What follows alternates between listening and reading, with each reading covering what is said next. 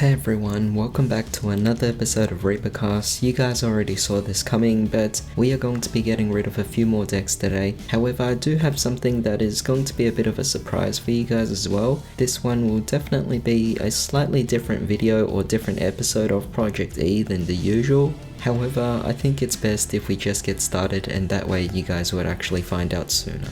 However, let me remind you guys that if you enjoyed these videos, please consider dropping a like, share, comment and subscribe, and also hit that bell notification. But with that being said, let's begin.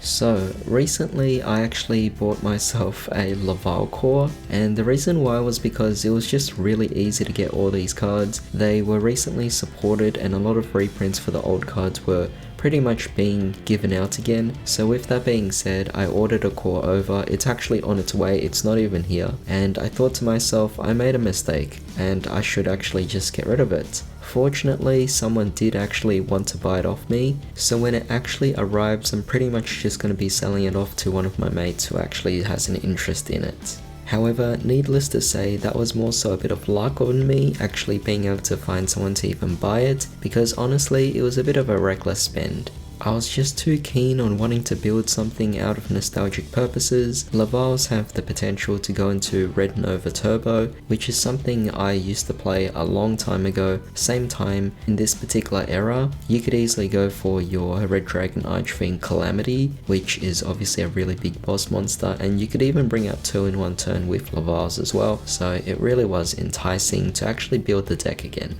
But of course, I knew I had to stop myself. Because aside from building those, and of course let me also mention, Quasar is also a really great option too.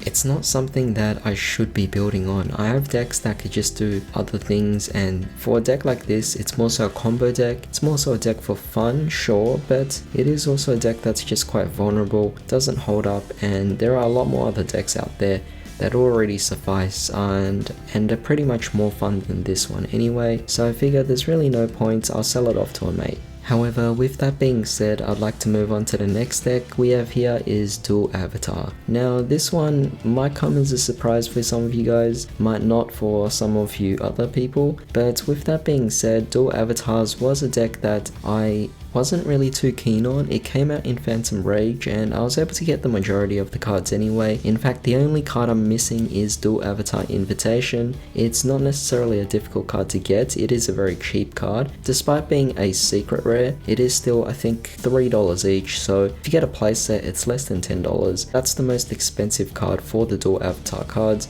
so you need not worry about actually paying for a deck like this. However, needless to say, this particular deck was just consuming my time, diverting my attention away from all my other decks, and because of that, I didn't really want to focus too much on this. I had my fun, I did a deck profile and test stance as well, so if you guys haven't seen that video, then please go check it out. It's still a really fun deck of course. I just wanted to put this aside so I could focus more on the remaining decks I had left. The other partial reason was that it was going to be really hard to actually find Dual Avatar Invitations. Although it is a cheap card, it's incredibly hard to find. Almost no one has it. I've been asking around and it's just a really difficult card to get. Mind you, I'm not from the US, meaning I don't order cards from TCG Player or Troll and Toad, so don't recommend me any of those American sites, because the thing is this, in Australia we have European cards, or rather we have Euro printed cards, which is pretty much different quality than the US print cards. As a result, most of us are reluctant to actually buy cards from TCG Player or Troll and Toad. In fact, most of us won't buy it just because we know we're going to get a US print card. So when I say that it's really hard to get Dual Avatar Invitation, it genuinely is really hard, given that we're only restricted to getting stuff from Australia and perhaps maybe in the EU. But to find Euro printed English cards, it's going to be really difficult. And so to save the effort of actually having to hunt them down, I figured I'd just give up on the deck. Plus I did actually go over it a bit and mention that the fusion monsters were a bit lackluster in terms of my liking. Now, here's the interesting part about this. I am going to be also confirming that there are some decks that I will not be building, and that is basically every single archetype that is being introduced in Burst of Destiny. So as you guys know, Burst of Destiny is either released or is coming out soon, depending on where you are, of course. But basically there are a lot of different archetypes being introduced in that, and I'm afraid to say that a lot of them, unfortunately, I will not be building any of them at all, because none of them really just draw me in or anything like that. It's not about how competitive these decks are, it's not about how fun they are, it's more so I shouldn't be diverting my attention into any of these newer decks out there. I shouldn't be recklessly building every single deck that's available. I should properly research, and if it genuinely does interest me, then I'll actually buy it. That's not to say that these are bad archetypes. For example, I think the Floowanderees are definitely really amazing. I think the Sword Soul will definitely be really great. The Ice Jades, the Penguins will all be quite decent, and even the Beach Troopers are going to be quite a hit as well. But nevertheless, these particular archetypes don't really draw my attention. In terms of aesthetics, they don't really fit my style. In terms of playstyle, again, it also doesn't really fit my liking.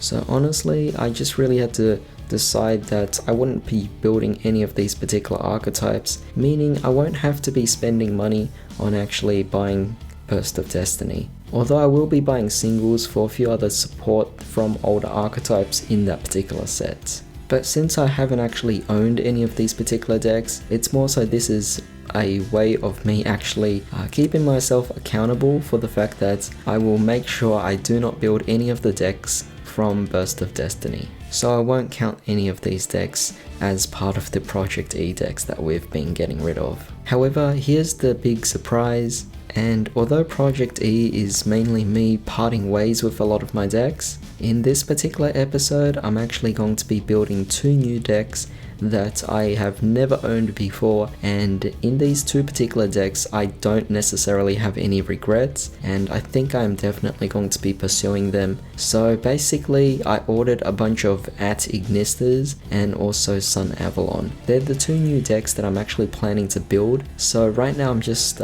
searching around, ordering a bunch of cards and trying to build up these decks. I basically started with 0 cards from any of these archetypes, but they were really just interesting to me. I was really looking forward to them, and I figured since they're so much easier to get right now, given that they're from more of the recent sets, with the Ignistas being reprinted and with the Sun Avalon still being quite new out there, I decided I would actually buy cards and build both decks. So what are your thoughts? Did you guys think that was actually a bad decision of mine? I mean, yeah, we got rid of 2 decks today, but at the same time I decided I'd be building 2 new decks. So that kind of just makes our net gain and net loss of 0. It is quite reassuring for the fact that I've decided to lock myself out from building anything new in Burst of Destiny, but then again, there are plenty of new sets coming out, Brothers of Legend and also Battle of Chaos.